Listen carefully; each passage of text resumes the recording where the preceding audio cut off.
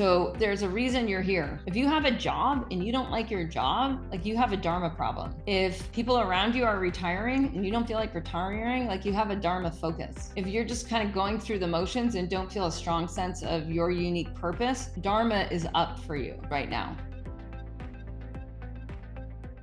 In yoga, there's a teaching, it's a very old teaching called the 4 aims of life. And this can help you focus on like what dimension, and there might be more than one, and they are all interconnected. So which one is the one, like the big one for 2025? And so the 4 aims, it's taught in a number of different ways. I like to start with the first teaching of really artha, and I'm going to put it on the bottom. And artha is like you have enough stuff, like you have subsistence, you have a roof over your head, you have clothes in the closet, you have food in the cupboard.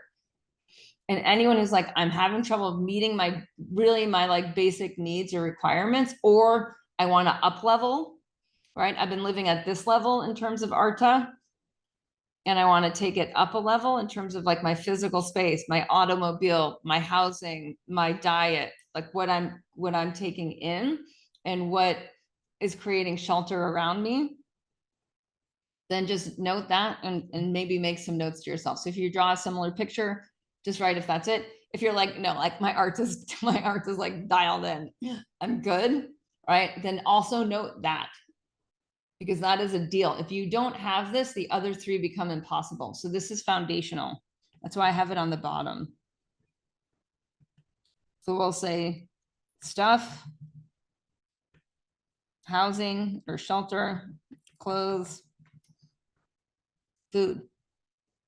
So for example, if you've always been in a rental and you want to own your own house, like this is up, then this is up, right? Or if you've been living in a house and you want to upgrade or you want to downgrade or you want to make some shift, then this is up. So you just want to note, like if this is up, this is up. Okay, so kama is pleasure. So maybe you're not enjoying. You're not dropping into presence, connection, intimacy, enjoyment. Like you might be eating all the right food, but you're really not feeling nourished. You're not really enjoying. There's not that like juiciness. Maybe your body's dried out and it's just not succulent and sexy. And you're like, wow, I want to be more. I want more of that. I want more sensuality. I want more pleasure.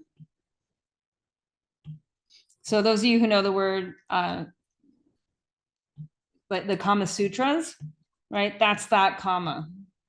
That's that teaching. The teaching is that like life should be pleasurable. I'm going to make artha brown foundation. Okay. Then we have dharma.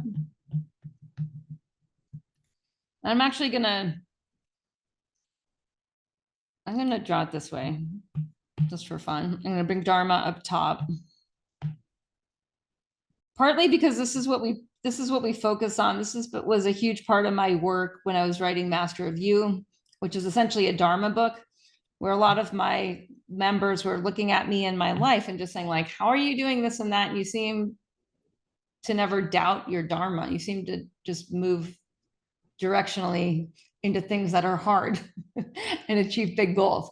And so I looked at it and I looked at how I used Ayurvedic medicine. I looked at how I used, not Ayurvedic medicine, but really Ayurveda philosophy in terms of the 5 elements to look at dharma and to create a bit of a system around how do we tune in to dharma. So if dharma, we could say, is unique purpose, there's part of this root of dharma is to contain or to uphold. So there's a reason you're here. If you have a job and you don't like your job, like you have a dharma problem. If people around you are retiring and you don't feel like retiring, like you have a dharma focus. If you're just kind of going through the motions and don't feel a strong sense of your unique purpose, dharma is up for you right now. So dharma is just as essential as arta, as having a roof over your head. Once we have enough kama and arta, so if we were to number these, this would be 1, this would be 2, right? It's hard to have pleasure when you don't have a roof over your head, enough food to eat, or clothes that you enjoy wearing, right? So that's foundational. Then pleasure, then purpose. And we could say that when we're truly in line with these 3 things, what naturally happens is a pursuit of moksha, or what naturally happens is actually a revelation, and moksha is revealed, and that's 4. So moksha, we'll say, is a revelation, and revel has a bit of a sense of a party to it, like, yay, good, love it. And the way it translates is liberation. And liberation from what? A few things. Your personality. So at this point, you allow yourself to shape shift, and you allow Dharma to shape shift.